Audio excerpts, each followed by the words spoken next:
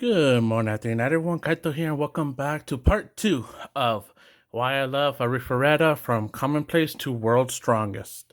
Now, as I said in my last video, this does contain spoiler warning, so you have been warned. If you are watching this video, you are accepting those terms of that you're gonna be spoiled. That's just what this video is gonna be about. I'm gonna be talking about Arifureta, all the current light novel, all the current volumes, and even some parts of the web novel that I don't know exactly what they're going to turn into the light novel version. And I do have the manga here on the side. Sometimes I will be showing some art from the manga, so take that for whatever you want, for whatever it is. But anyways, so and I don't want to say yesterday's episode because it was kind of 2 days ago. I was gonna record this episode. I'm recording this episode on Wednesday. Last episode I think I recorded Monday. If I didn't record it Monday, I recorded it Sunday. I don't remember when I did it, but yesterday on Tuesday I was gonna record this video, and I ended up falling asleep. Like, not recording. I didn't fall asleep recording. Like, I was in bed playing some video games on my phone, some mobile games, and just catching up on my YouTube's videos, my recommendations of people I follow. And the next thing I know, my mom came into my room and she was like, "Are you asleep?" And I'm like, "Oh shoot, yeah, I was asleep." I didn't mean to be asleep, but I was asleep. So I decided not to record because I slept for over an hour. And I said, "Dang, I gotta take a shower." And by the time I take a shower, I got some other stuff I got to do. I'm just not going to have time to record. So I'm just like, you know what? I'll just save it for tomorrow. That's why I don't really have a set schedule for recording, because sometimes I just can't predict what's going to happen that day. So I just record when I feel like it. That's just my thing. I try to record daily, but more than likely I'm not going to be able to record daily. And yeah, it's just something I'll at least try to do it at least every other day. If not, I will have at least one video a week. That is going to try to be my goal, even if it's just me talking about an update or something. But I do have a lot of stuff to talk about. I am a blabbermouth.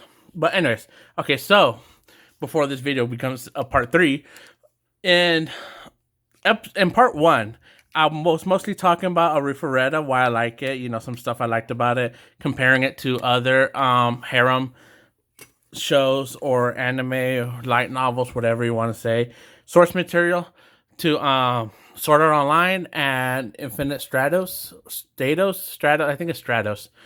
But I was comparing it, saying how I don't like it when the main character is dumb, and I don't like it, or dense, and I don't like it when the main character is given something just because he's the main character. And I was kind of comparing how Hajime, the main character of Arifureta, he kind of earns his stuff, you know, like he fell down, he was supposed to die, but he didn't. And from him going through hell, he got his overpowered powers. And I also said, yes, you could still make the argument, well, the only reason why he went through all that is because main characters. Again, you can't get everything perfect.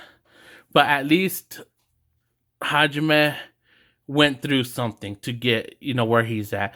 Like, and again, I'm not trying to crap on Sword Art Online, because I know there's a lot of people who do that. I did enjoy the first season of Sword Art Online, but it just wasn't for me, and I dropped it. And I do watch Infinite Stratos. I watched all the seasons of that. I don't like that the main character is dense, but I try to, you know, that's the one thing I don't like about it. It's just that the main character is dense. And I always talk to my friends. I said, personally, I cannot be in the harem anime, especially in an all-girl school setting, because by the end of the first semester, or probably season 1, I don't know, I'll end up being a dad. But anyways, that's just a joke, I say. I probably won't be a dad, but I'll give a reason why I won't be like, look, I only do it to the girls in my head. No, I'm joking. But anyways, again, so I don't have to rehash everything in part 1. That's just a recap. And another recap that I was saying is I was basically talking about the difference between volume 1, season 1, and the difference between the light novels, the manga, and the anime. Now, I'm not really good when I'm talking about these things. Like, I jump around a lot, and I know that's a fault I have, but that's just how my brain works, I guess. I think I have. I think I'm not gonna claim it like some other people where I read something online and just automatically apply it to me. But I think I have ADHD, and I'm not even sure if that's the right I don't want to say illness. If that's the right disorder, that's not wrong to say disorder, right? That's not like a bad thing. But the reason why I say it is I read one thing, and that's the only reason why I say I might have it. And again, I don't know if it's ADHD or it could be something else. ADD. It could be ADD, or it could be another a bunch of numbers, a bunch of letters.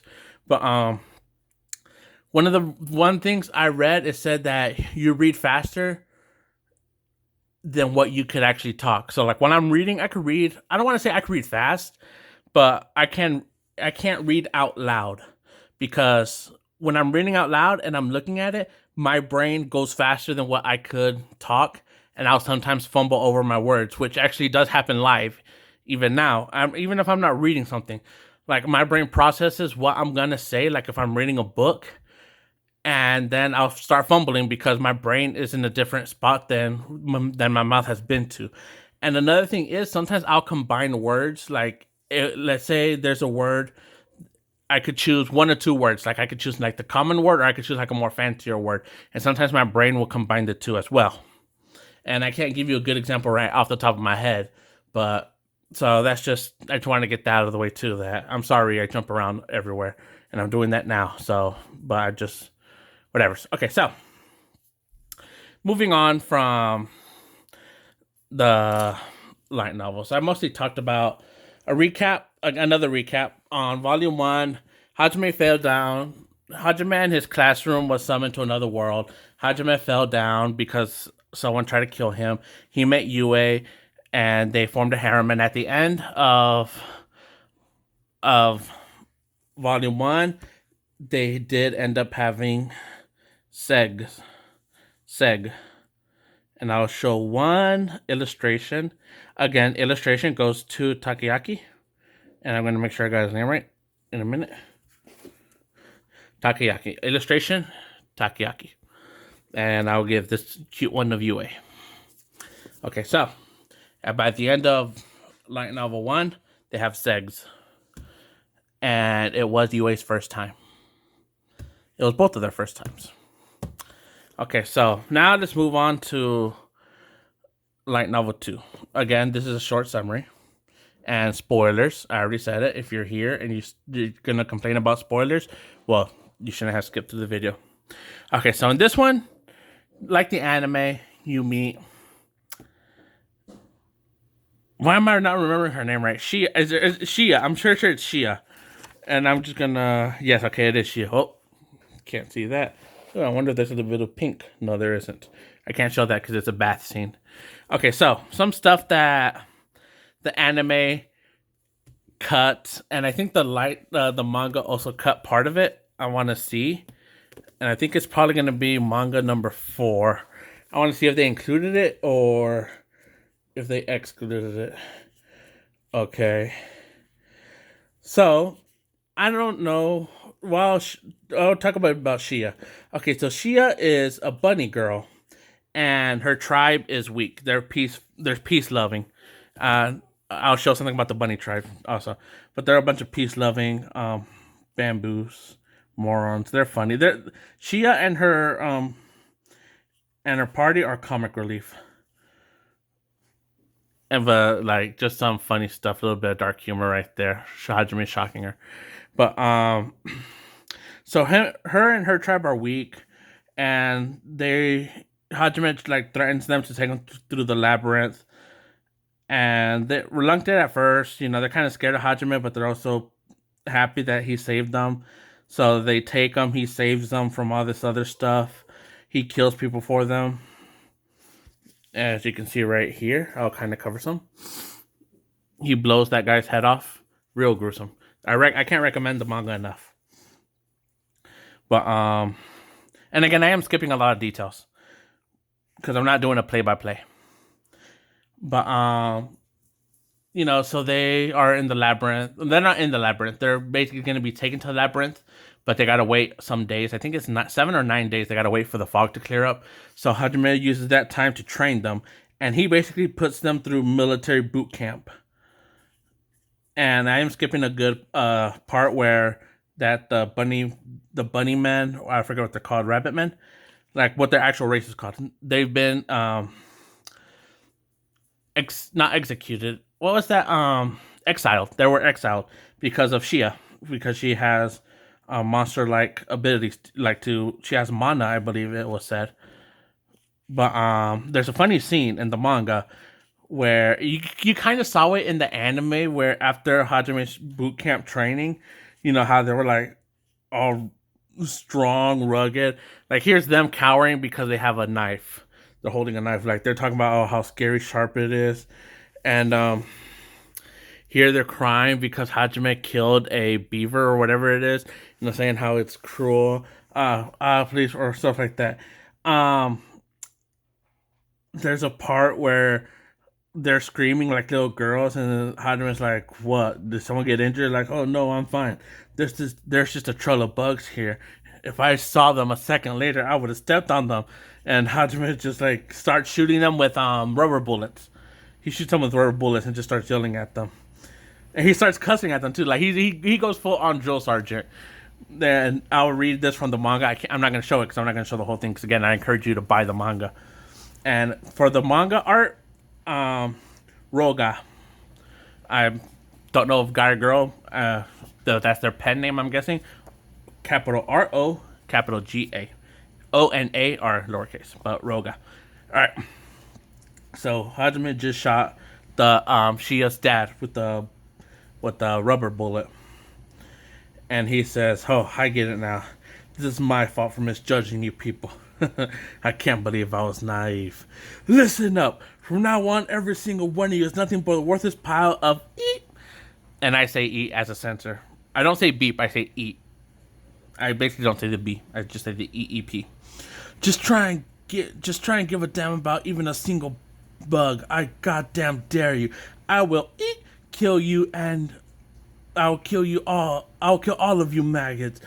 If you don't want to die to me, then you'll learn to kill. You worthless sacks of And then he starts shooting more rubber bullets, and each rubber bullet is just 1 day. One day since the start of training. And then 5 days, here they are wrapped in like bam, bam, bam, bam, bam, boxing. Day 8, they're boxing. So I guess it was 9 days.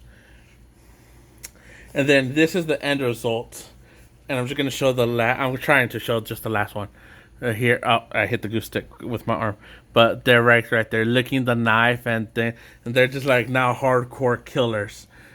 And then there's this scene right here. Like imagine the bunny men, the once like weak, pathetic race, now like this, just demons, just laughing at you. And they even talk different now. Okay, like I'll read this page of the manga.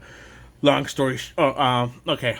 The 9th day of training, boss. Here are the harvest. The Hyverina. It's a type of beast. I don't know. Hyverine. I'm just gonna call it Hyverine. Boss, here are the Hyverine tails you requested. We made sure to slaughter them all. And this is Hajime. I said that just one would be fine. I just said one would be fine. That you did, boss. But while we were hunting it down, the damn thing's friends showed up. They had the nerves to think they could try and kill us. Long story short, we took their tails. They were a pain to deal with, but hearing their screams was all worth it. They're definitely gotten a lot better, but maybe I overdid a little. They'll probably calm down after some time has passed, I think. Boss, allow me to deliver my report. I located a squad of fully armed bearmen along the route to the Grand Tree. In my assessment, they're lying in wait to ambush us, sir. Good. Nice job finding them. Sir, your kind's words are too much for the likes of me. Boss, can I ask you to leave them to us? This is, the deep voice is Shia's dad. Cam? Is that you? Yes, though I feel like I've been completely reborn. We will see how we fare against opponents of their caliber. No need to worry. We will bring you no shame when we do. You sure you can do it? Affirmative, sir. Then I'll leave it to you. Let's go, you maggots. Kill, kill, kill. Yep, definitely went overboard here. So, like, that's just like 2 pages, or 3 pages? That's 3 pages that I just read. And yeah, they basically just humiliate the bearmen. The people who exiled them, they're just like guerrilla warfare. And there's a point where even where Cam is the name of Shia's father. The bearmen are begging for mercy. Like they're like he's literally on his hands and knees, like please, like spare us, or like if at least spare my men and kill me. And then Cam's like, no, you're our enemies, and we kill all our enemies. Tormenting scum like you is fun. And then Hajime has to shoot him, and then tell him like, calm down.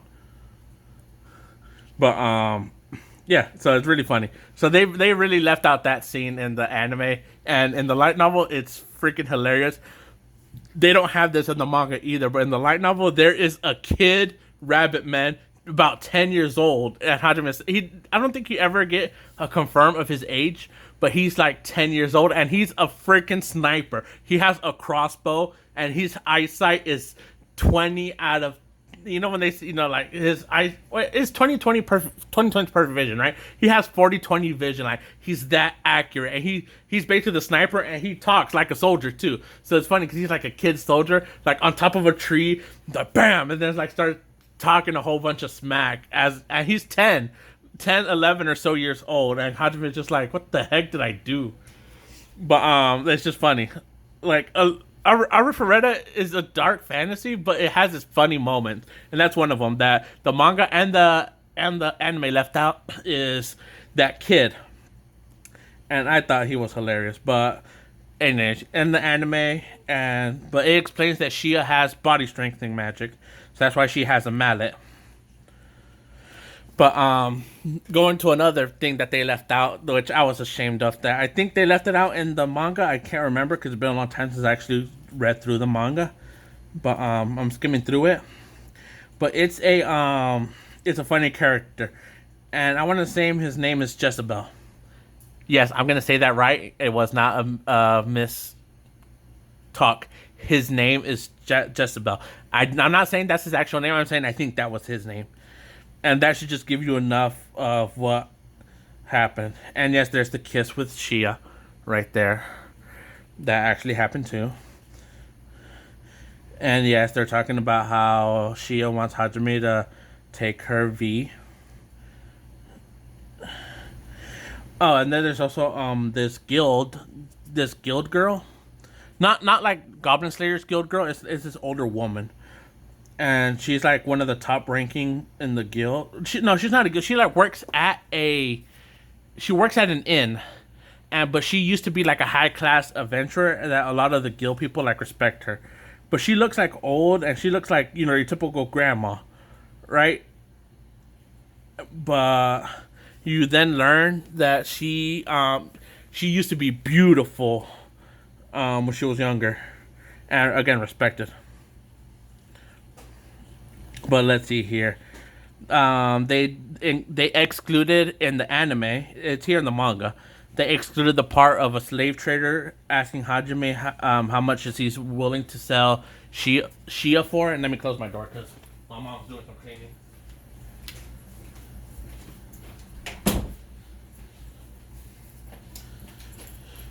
But there's a scene in the manga and in the light novel where a slave trader wants to buy Shia from Hajime, and he gets pissed about it, and he's basically, the slave trader makes kind of like a small threat. He kind of says, well, you know, it'll be a shame if something happened, you know. This is what he says in the manga. I'd pay enough for the lives. I'd pay enough for you to live the rest of your days in luxury, especially for that treasure trove of yours. He's talking about the ring that Hajime has. It's kind of like a storage thing, and you know in video games how you store stuff in a storage. Hajime made that in the form of a ring, and he calls it treasure trove. So the guy that they're protecting, to get to the next city. They're escorting this guy to a next city. They're his guards, and Hajime showed the treasure trove, and the merchant wanted to buy it. And he's like, "Oh, I'll pay you a lot of money for that." But anyways, and having such a thing might lead to all sorts of unnecessary unpleasantries later. Say for example, something happens to those girls, and the part of that was he was because he wants the treasure trove so bad. He says people will probably try to do like harm, like bad things to try to get it. And basically the threat was like something might happen to those girls. And Hajime says he teleports behind the guy. And it's like, was that a threat? Basically saying like, are you saying you're gonna do something to those girls for this treasure trove? And he's like, no, please. I'm just saying, I'm just letting you know that other people might not be so kind. And then of course, I don't think they showed this in the anime either, but there is this fat noble who also wanted to buy Shia and Yui from Hajime, and he was like throwing around his, oh, I'm the Lord's son, like throwing around his privilege, and other people like, like, are you dare to find me? And the people around him, how people are like, hey, that's the noble. Does he have a death wish or something? And then like, of course, the noble has like the strongest, I think, silver, black for real.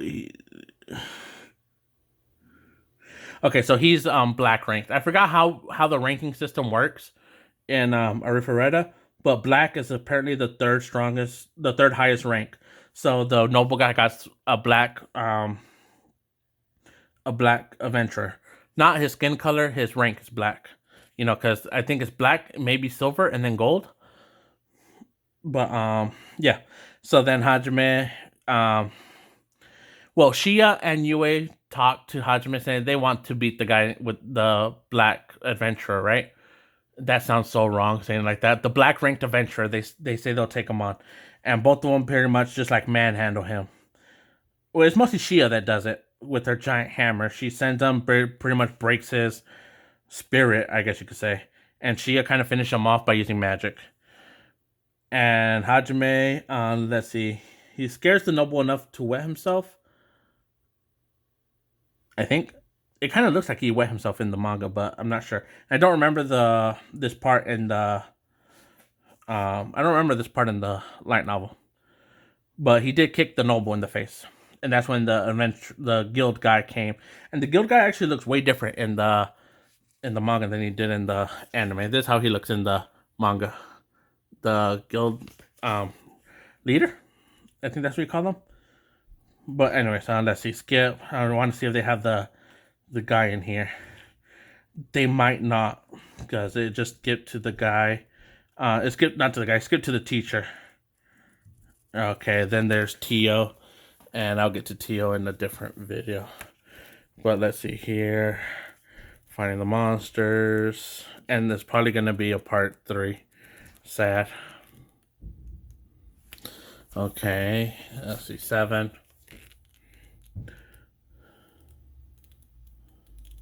Okay, they don't have it in the manga. I don't know if they skipped it because I don't remember what part it is. So I don't even remember if it was in volume 2.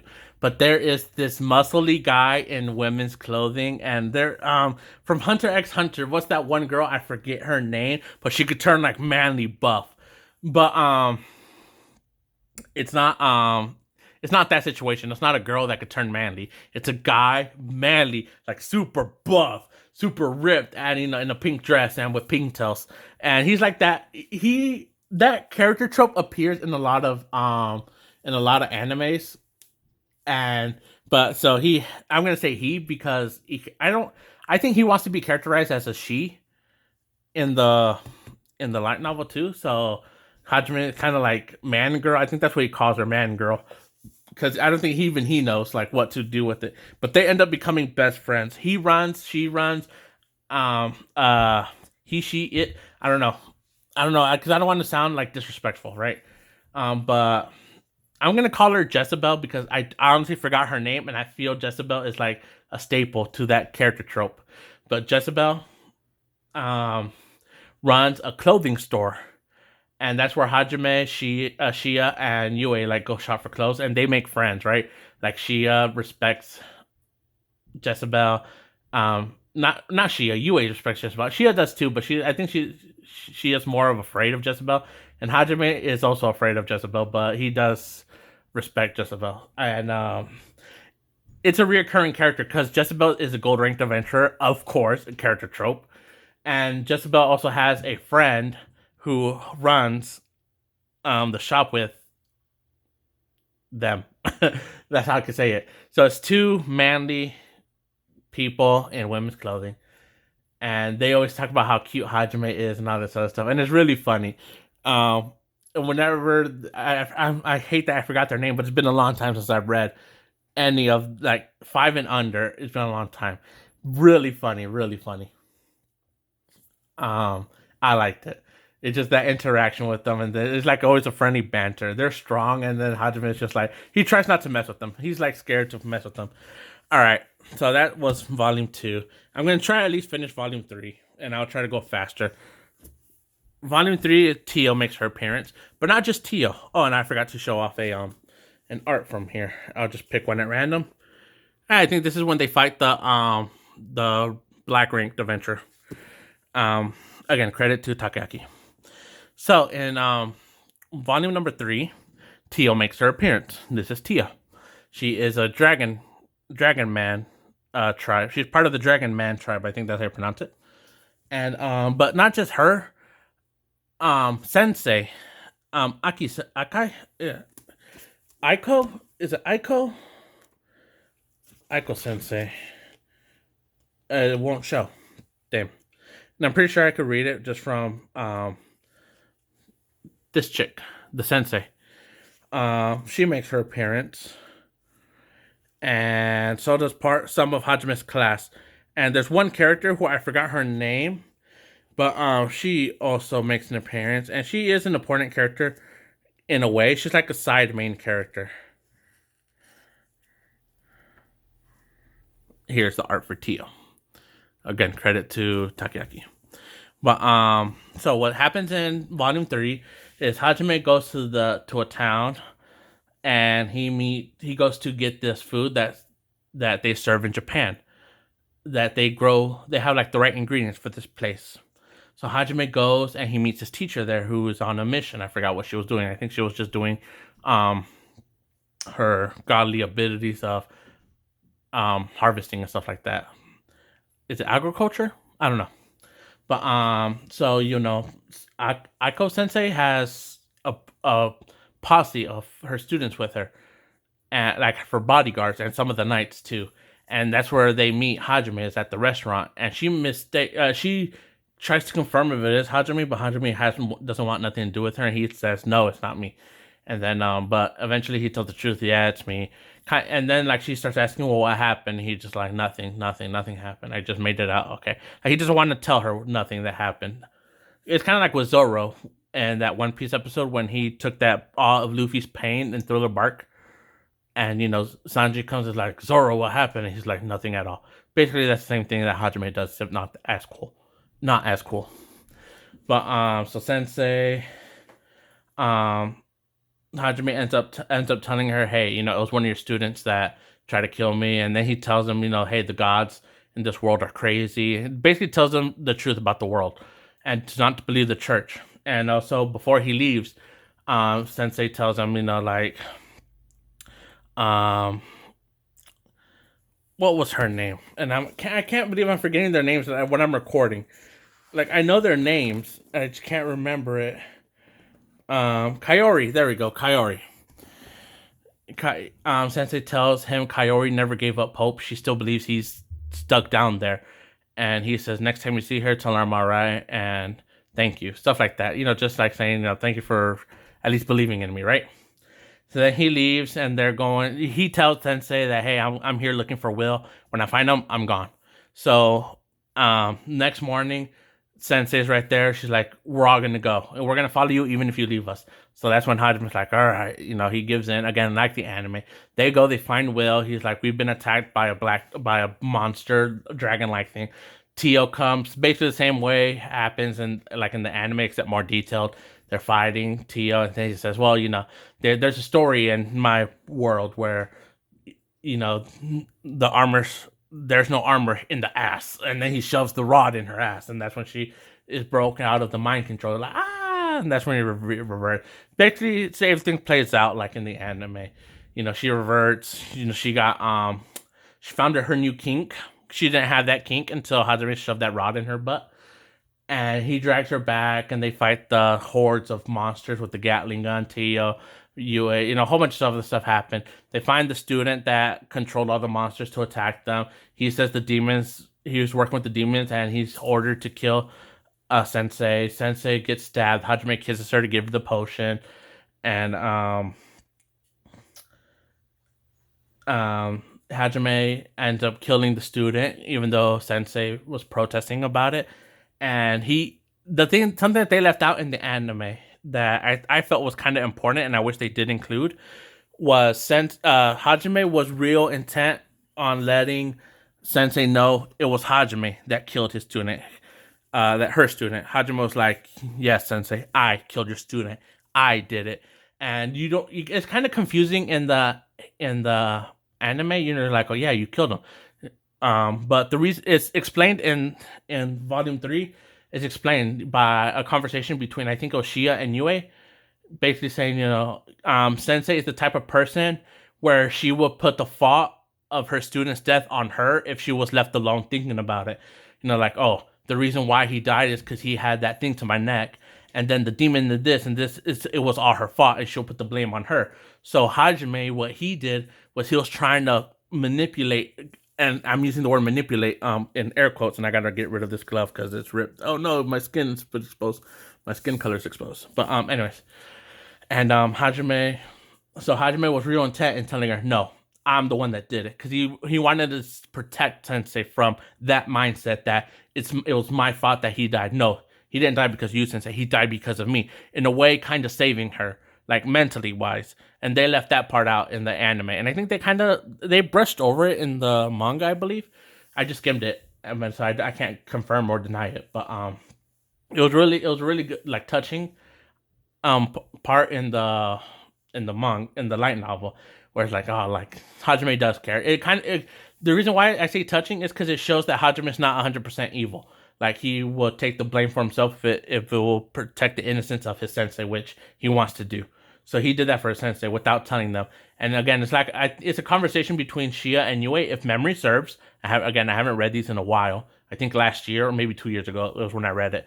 But and it was a really good scene to kind of show Hajime's humanity. He still has a heart. He's not a stone cold killer. But that's the end of that was kind of loud. That's the end of this video. Part 2, there's going to be a part 3. I did not think it'll go this far. I thought I'll just go through it, but apparently my mind just goes everywhere. I should have accounted for this. But that's the end of part 2. I'll see you guys in part 3, which I'll hopefully record tomorrow. If not, I'll record the next day. Peace. I love you.